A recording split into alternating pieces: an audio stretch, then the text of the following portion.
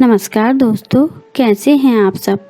आज मैं आप सबके लिए लेकर आई हूँ कार्तिक मास महात्म्य अध्याय 25। गुरु ब्रह्मा गुरु विष्णु गुरु देवो महेश्वरा गुरु साक्षात परब्रह्म तस्मै श्री गुरुवे नमः।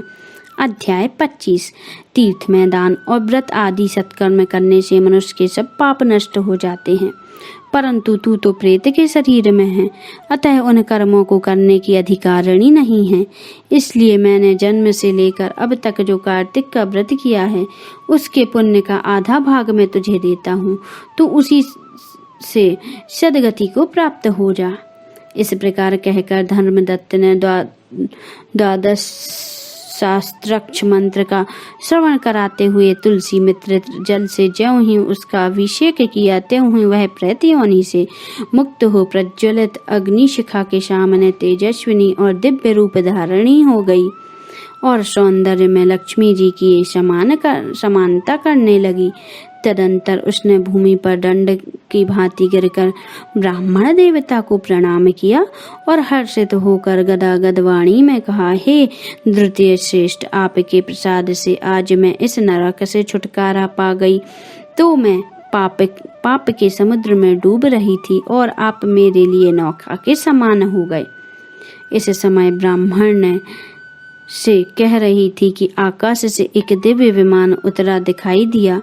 वह अत्यंत प्रकाशमान और विष्णु पदाधारी पार्षदों से युक्त था। विमान के द्वार पर खड़े हुए पुण्यशील और सुशील ने उस देवी को उठाकर श्रेष्ठ विमान पर चढ़ा दिया। तब धर्मदत्त ने बड़े आश्चर्य के साथ उस विमान को देखा और विष्णु रूपधारी पार्षदों को देखकर साष्टांग प्रणाम किया। पुण्यशील और सुशील के प्रणाम करने पर ब्राह्मणों को उठाया और उनकी सराहना करते हुए कहा, हे द्वितीय श्रेष्ठ, तुमने साधुवाद है, क्योंकि तुम सदैव भगवान विष्णु के भक्तों में तत्पर रहते हो, दीन पर दया करते हो, सर्वज्ञ हो तथा भगवान विष्णु के व्रत का फल करते हो और उनका व्रतों का पालन करते हो। तुमने बचपन से लेकर अब तक जो कार्तिक व्रत का अनुष्ठान किया है, उसके आधे भाग का दान देने से तुम्हें दूना पुण्य प्राप्त हुआ है और सैकड़ों जन्मों के पाप नष्ट हो गए और यह वैकुंठ धाम में लेके जा रही है। तुम भी इस जन्म के अंत में अपनी दोनों स्त्रियों के साथ भगवान विष्णु के वैकुंठ में जाओगे और मुक्ति प्राप्त करोगे।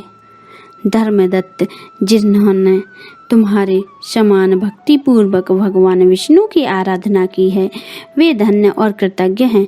इस संसार में उन्हीं का जन्म सफल है। भली भांति आराधना करने पर भगवान विष्णु देहधारी प्राणियों को क्या नहीं देते। उन्होंने ही उत्तान पात के पुत्र को पूर्व काल में ध्रुव पद पर स्थापित किया था। उनके नाम का स्मरण मात्र से समस्त जीव सद्गति को प्राप्त होते हैं। पूर्व काल में ग्राहग्रस्त गजराज उन्हीं के नामों का स्मरण करने से मुक्त हुए थे। तुम्हें जन्म से लेकर जो भगवान विष्णु को संतुष्ट करने वाला कार्तिक व्रत का अनुष्ठान किया है, उससे बढ़कर ना यज्ञ है, ना दान हो और ना ही तीर्थ है। विप्रप्रिय, तुम धन्य हो, क्योंकि तुमने सद्गुरु भगवान विष्णु को प्रसन्न करने वाला कार्तिक व्रत किया है, जिसके आगे भाग के फल को पाकर यह स्त्री हमारे साथ भगवान लोक विष्णु लोक में जा रही है। तीसरी कार्तिक मास महात्म्य 25वां अध्याय संपन्न। बोलिए श्रीमन नारायण नारायण हरि हरि। श्रीमन नारायण नारायण हरि हरि। जय श्री कृष्णा भक्तों।